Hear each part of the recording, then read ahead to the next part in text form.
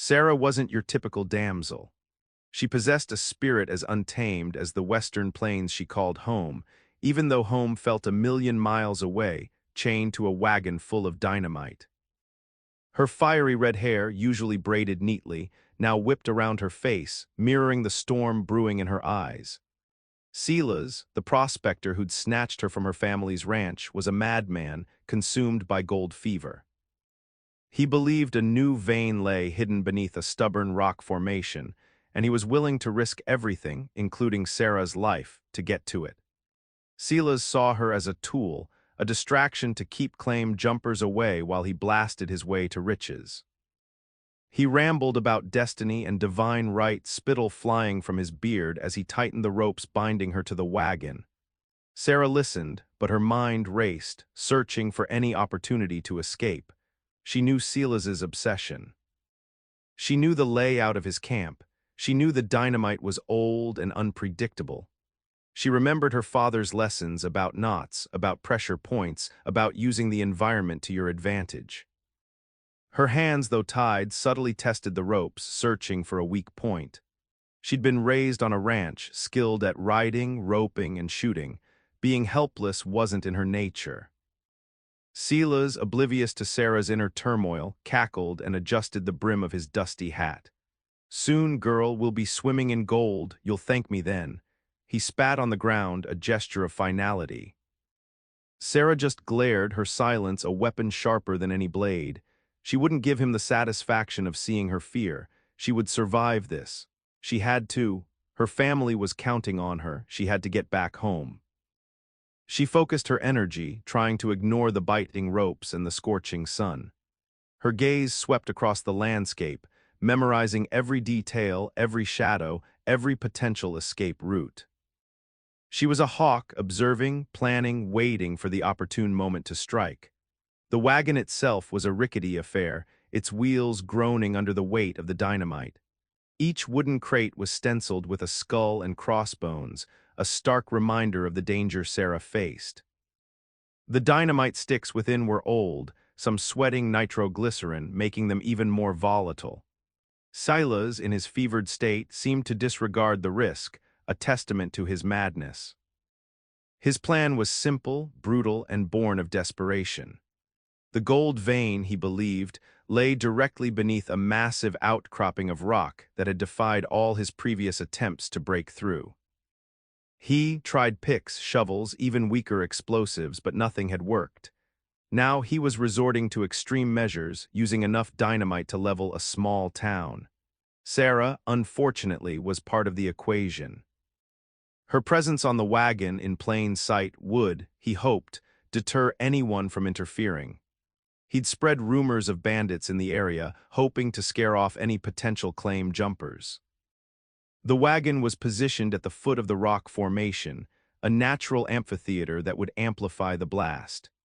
Silas's men, a ragtag bunch of desperate souls as crazed as their leader, were scattered around the perimeter, rifles at the ready. They were a pathetic lot, more likely to shoot each other than any real threat, but Sarah knew they were still dangerous. Fear made people unpredictable. Silas circled the wagon, muttering to himself, checking the fuses connected to the dynamite crates. He fussed over them like they were newborn babies, his brow furrowed in concentration.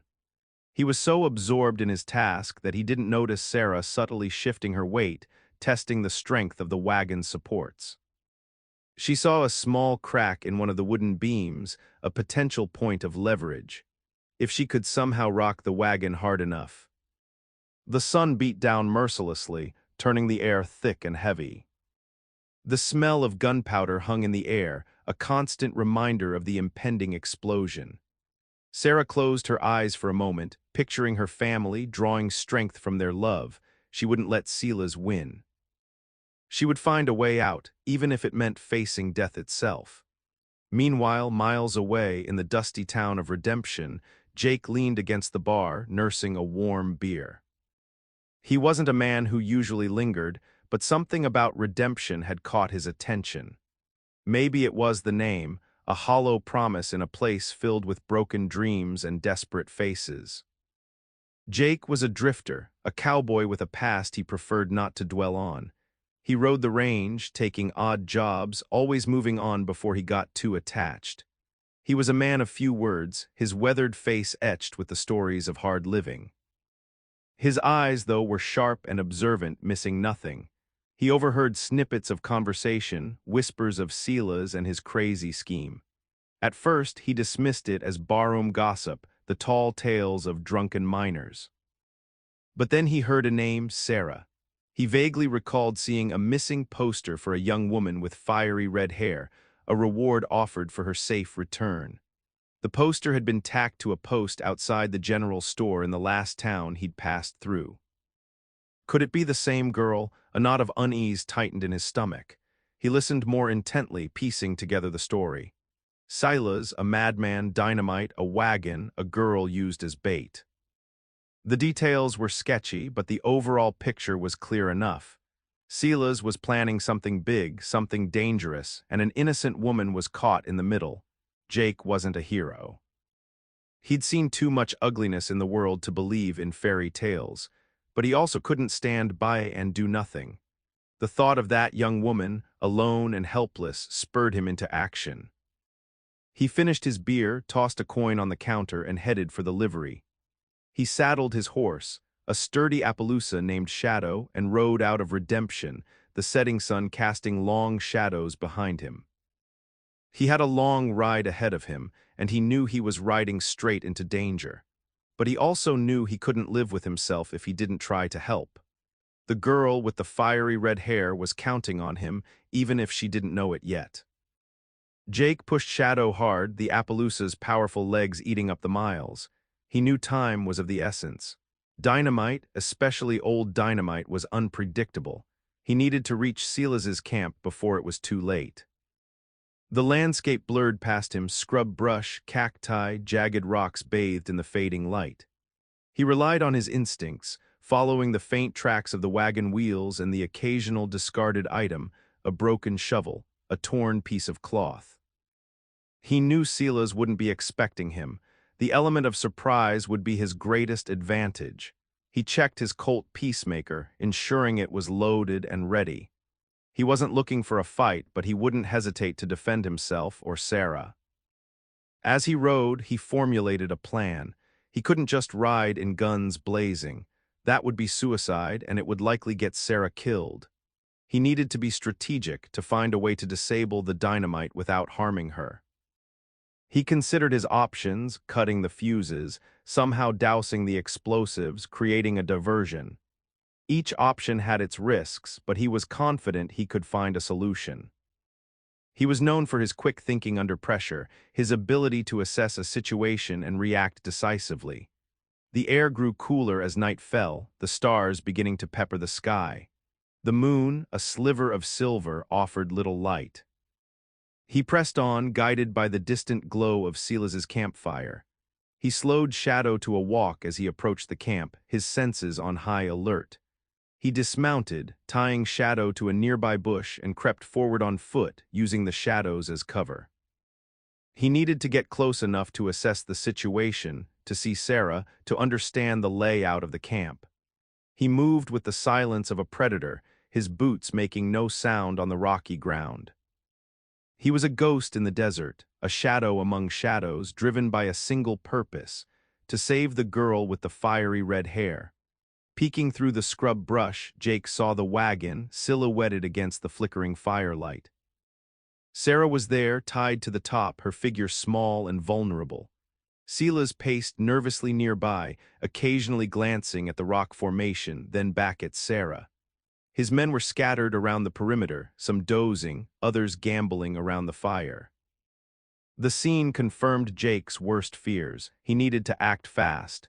He couldn't risk a frontal assault. He needed to create a diversion, something that would draw Silas and his men away from the wagon, even for a few precious seconds. He spotted a small herd of wild mustangs grazing in the distance. An idea sparked in his mind. It was risky, but it was his best shot.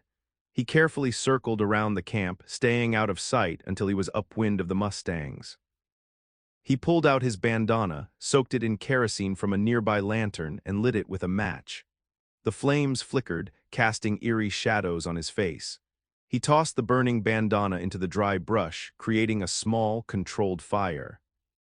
The wind carried the smoke towards the Mustangs, startling them. They snorted and pawed the ground, their eyes wide with fear. Jake whooped and hollered, adding to the chaos, driving the Mustangs towards Silas's camp. The horses, panicked by the fire and the noise, stampeded directly through the camp, scattering Silas's men and causing widespread confusion. Silas bellowed in rage, trying to regain control, but it was too late. The Mustangs were a force of nature, trampling everything in their path. This was Jake's chance. He mounted Shadow and charged towards the wagon, weaving through the chaos, dodging startled men and panicked horses. He rode with a single-minded focus, his eyes fixed on Sarah. He was a whirlwind of motion, a force of nature himself, determined to reach her before it was too late. The Dynamite wagon loomed before him, a deadly obstacle he was determined to overcome. The fate of the girl with the fiery red hair rested on his shoulders. As Jake neared the wagon, Silas, his face contorted with rage, finally snapped out of his stupor. He raised his rifle and fired, the bullet whizzing past Jake's head. Silas's men, recovering from the stampede, began to return fire, bullets kicking up dust around Shadow's hooves. Jake returned fire, expertly maneuvering Shadow to provide cover. He picked off two of Silas's men, buying himself precious seconds. He rode alongside the wagon, reaching out to grab the ropes binding Sarah. But they were too tight, too securely fastened. He needed a different approach. He spurred Shadow closer, drawing his Bowie knife. He leaned precariously, slashing at the ropes, but they were thick and resistant. Bullets continued to fly, one grazing his arm. He ignored the pain, his focus solely on freeing Sarah. He saw the dynamite crates, the skull and crossbones, a stark reminder of the danger. He needed to disable the explosives, but how? He couldn't just cut the fuses, they were too close to the dynamite. He needed to create a controlled explosion, one that would destroy the rock formation but leave Sarah unharmed. An idea formed in his mind, a daring, almost suicidal plan. He needed to set a short fuse, just long enough to get Sarah clear of the wagon before the blast. It was a gamble, but it was his only chance. He sheathed his knife and pulled out his Colt Peacemaker. He aimed at the lock on the nearest dynamite crate and fired, shattering the wood. He reached inside, grabbing a stick of dynamite. He pulled out his knife again and carefully cut the fuse, leaving only a few inches. He knew he had seconds. He looked at Sarah, her eyes wide with fear and trust. He nodded, a silent promise that he would get her out of this. He jammed the short-fused dynamite stick back into the crate, the clock ticking down with every passing second. He had to get her off that wagon now. With the dynamite primed, Jake acted swiftly. He grabbed Sarah by the waist, his strong hands encircling her. "Hold on tight," he yelled over the din of gunfire and the approaching stampede. He didn't wait for a response. He simply lifted her, pulling with all his might. The ropes, weakened from his earlier efforts, finally snapped. He swung her off the wagon, depositing her onto Shadow's back behind him. The Appaloosa, trained for just such emergencies, stood firm, unflinching amidst the chaos. Jake kicked Shadow into a gallop, urging him away from the wagon, away from the impending explosion. "Brace yourself," he shouted to Sarah as Shadow surged forward. Seconds stretched into an eternity. Jake could hear the sputtering of the fuse, a sound that sent shivers down his spine. He glanced back, saw the wagon, the dynamite crate, and the sputtering fuse. It was too close. Then the world erupted. A deafening roar ripped through the air, followed by a blinding flash of light. The ground shook violently, throwing Jake and Sarah off balance. The wagon disintegrated in a shower of splinters and fire. The rock formation, the object of Silas's obsession, crumbled and shattered. A wave of heat washed over them, scorching their skin. Debris rained down from the sky, rocks, wood, and twisted metal. Jake shielded Sarah with his body, protecting her from the worst of the blast. When the dust began to settle, Jake looked back. The wagon was gone, reduced to nothing but ashes. The rock formation was a pile of rubble. Silas's camp was in ruins, but Sarah was alive. They were alive. He pulled her close, checking for injuries. She was shaken but unharmed. Their eyes met, a silent acknowledgement of the danger they had just faced and the miracle that had saved them. A spark ignited between them, a connection forged in the crucible of fear and adrenaline. They had survived, together. The escape wasn't over. The explosion had cleared a path, but it had also unleashed a torrent of fire and debris. Burning embers swirled around them like angry fireflies. Chunks of rock, still hot from the blast, tumbled down the hillside. The air was thick with smoke and the smell of gunpowder. Jake urged Shadow forward, guiding him through the treacherous landscape. Sarah clung to him tightly, her face buried in his back, trusting him to lead them to safety.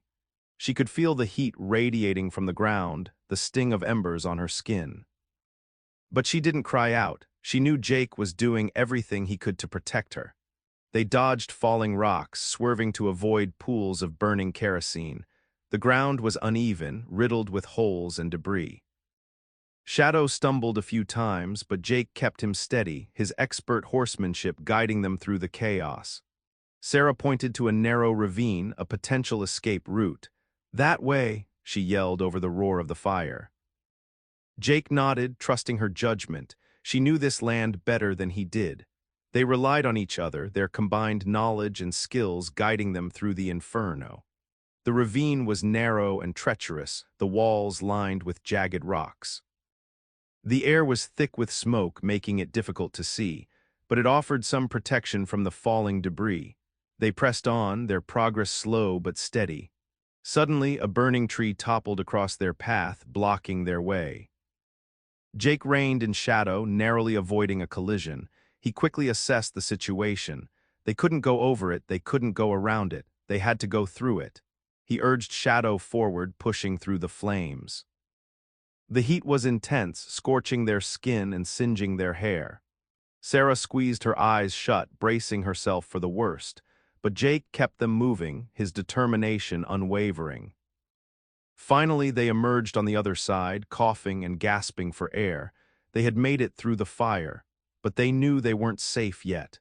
Silas was still out there, and he wouldn't give up easily. They needed to find a safe place to regroup, to tend to their wounds, and to plan their next move. Their escape had just begun.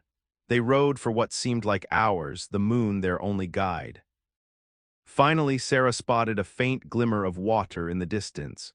"A stream," she said, her voice hoarse. "There's a small grove of trees nearby. We can rest there." Jake nodded, grateful for any respite. They urged Shadow towards the stream, the cool water a welcome sight. They dismounted, letting Shadow drink his fill. Jake helped Sarah down, his hands lingering on her waist for a moment longer than necessary. The grove of trees offered a small measure of shelter from the wind and the lingering heat. They sat down beneath the branches, exhausted and bruised. Jake pulled out his canteen, offering it to Sarah. She drank deeply, the water soothing her parched throat. Jake examined her for injuries, his brow furrowed with concern. He gently touched the scrapes on her arms and face, his touch sending shivers down her spine. "Are you hurt bad?" he asked, his voice low and concerned. "Just a few scratches," she replied, meeting his gaze. "I'm more worried about you. You took a bullet." Jake shrugged it off. "It's just a scratch, it'll heal." He pulled out his knife and ripped a strip of cloth from his shirt, wrapping it around his wounded arm. Sarah watched him, her heart filled with gratitude. He had risked his life to save her, and he didn't even seem to think it was a big deal. She reached out and touched his hand, her fingers brushing against his. "Thank you," she said, her voice barely a whisper, "for everything." Jake looked at her, his eyes searching hers. He saw the fear, the exhaustion, but also the strength and the spirit that had drawn him to her in the first place. He squeezed her hand gently. "You would have done the same for me," he said. They sat in silence for a moment, the only sound the gentle murmur of the stream. They were safe for now. but they both knew that Silas was still out there hunting them. They needed to rest, to heal, and to prepare for the next confrontation. Their moment of peace wouldn't last long. The shared danger had stripped away any pretense, leaving them raw and vulnerable, but also undeniably connected. As the adrenaline faded, a quiet intimacy settled between them. They started to talk, tentatively at first, sharing fragments of their lives. Sarah told Jake about her family's ranch, about the horses she loved, and about her dreams of one day owning her own spread. She spoke of her father, a strong and kind man who had taught her everything she knew about the land, and her mother, a gentle soul who had instilled in her a love of books and learning. She confessed her fear during her captivity, but also her determination to never give up hope. Jake, in turn, revealed glimpses of his past, stories of a life lived on the move. He spoke of his time as a soldier, fighting in a war he no longer understood, and of the loss that had driven him to wander the West.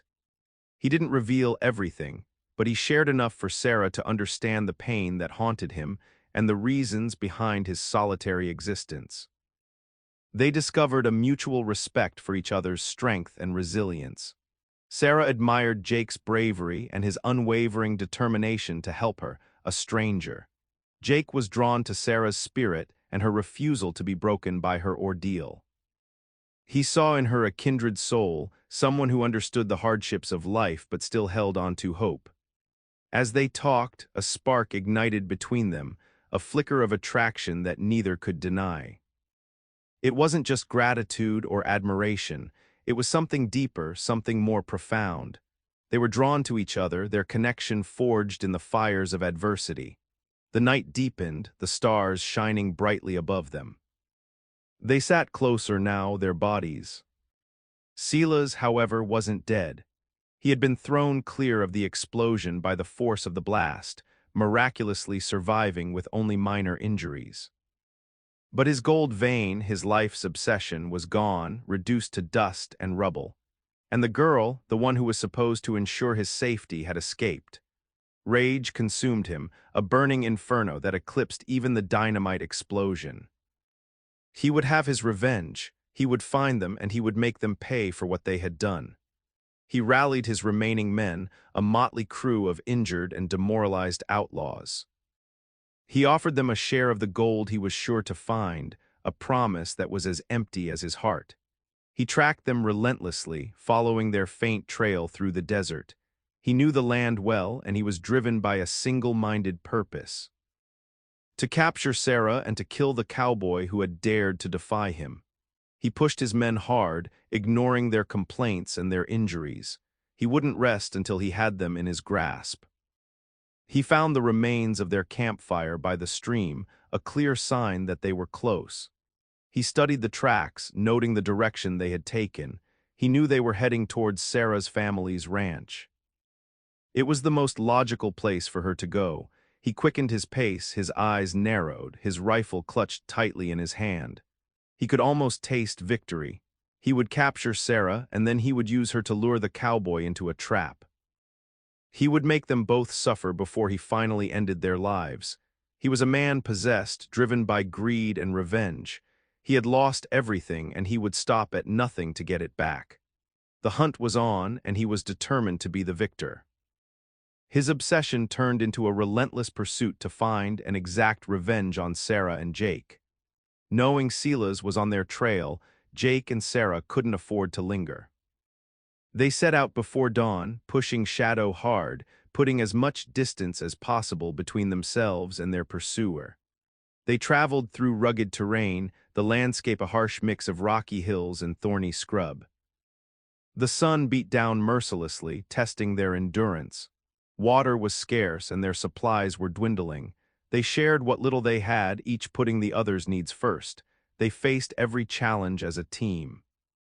One afternoon, as they were crossing a dry riverbed, they were ambushed by a mountain lion, driven desperate by hunger. The big cat sprang from the rocks, snarling and clawing. Shadow reared up in fright, nearly throwing Sarah. Jake reacted instantly, drawing his Colt Peacemaker. But the mountain lion was too fast, too agile. It lunged at Sarah, its claws extended. Without thinking, Jake threw himself in front of her, taking the brunt of the attack. The mountain lion raked its claws across his chest, tearing his shirt and drawing blood. Jake grunted in pain, but he didn't falter. He wrestled with the animal, trying to keep it away from Sarah. Sarah, recovering from her shock, grabbed a large rock and charged towards the mountain lion. She swung the rock with all her might, hitting the animal on the head. The mountain lion staggered, momentarily stunned. Jake seized the opportunity, drawing his knife and plunging it into the animal's heart. The mountain lion let out a final roar and collapsed to the ground. Jake collapsed too, his chest covered in blood. Sarah rushed to his side, her eyes filled with fear and concern. "Jake, you're hurt." He managed a weak smile. "I'll be all right," he said, his voice strained. "Just need to rest." Sarah tore strips of cloth from her petticoat and bandaged his wounds, her hands gentle but firm. She knew he needed medical attention, but they couldn't risk staying in one place for too long. They continued their journey, but at a slower pace. Jake's injuries slowed them down, but Sarah refused to leave him behind. She helped him onto Shadow, supporting him as they rode. She was determined to get him to safety. They finally reached Sarah's family's ranch, a sprawling spread nestled in a valley. The ranch house was a sturdy structure built to withstand the harsh elements. It was a welcome sight after days of hardship, but their relief was short-lived. As they approached the ranch, they saw smoke rising from the buildings. Sila's had arrived first. They found the ranch in ruins, the buildings ransacked and burned. Sarah's family was nowhere to be seen. Sila's had taken them hostage, using them as bait to lure Sarah and Jake into a trap. Sila's emerged from the ranch house, a cruel smile on his face. He had Sarah's parents and siblings bound and gagged, standing in front of him. "Well, well," he said, his voice dripping with sarcasm. "Look who decided to pay us a visit." Jake and Sarah knew they were outgunned, but they wouldn't abandon Sarah's family. They dismounted, their hands hovering over their weapons. This was it, the final showdown. They would fight to the death to protect the ones they loved. Sila's sneered. "Drop your weapons," he commanded, "or I'll start killing them one by one." Jake and Sarah exchanged a look. They knew they had to be smart, to use their combined skills and courage to outwit Sila's and his men. The fate of Sarah's family rested on their shoulders. Key and Sarah exchanged a knowing glance. They wouldn't surrender. Not now, not ever. Jake slowly lowered his gun, then with a swift motion, threw a handful of dust into Silas's face. Silas, blinded and sputtering, stumbled backward. That was the signal. Sarah, quick as lightning, drew her own pistol and fired, hitting one of Silas's men. Chaos erupted. Gunfire filled the air. Jake and Sarah moved with practiced precision, using the burning buildings as cover. They fought side by side, their skills complementing each other perfectly. Sarah, raised on the ranch, knew the terrain intimately. She used her knowledge to outmaneuver Silas's men, leading them into ambushes. Jake, a seasoned gunslinger, picked them off one by one, his shots deadly accurate. Silas, recovering from the dust, roared with rage. He grabbed Sarah's mother, holding a knife to her throat. "Enough," he bellowed. "Surrender or she dies." Jake and Sarah froze, their hearts pounding in their chests. They were trapped. But then Sarah's father, with a surge of strength, head-butted Silas, sending him staggering backward. Jake seized the opportunity, firing a shot that disarmed Silas. Sarah tackled him, wrestling him to the ground. They fought fiercely, each determined to win. Finally, Sarah managed to overpower Silas, pinning him beneath her. She raised her fist, ready to deliver the final blow. But then she hesitated. She wasn't a killer. Jake stepped forward, his face grim. He took the gun from Silas's hand and pointed it at him.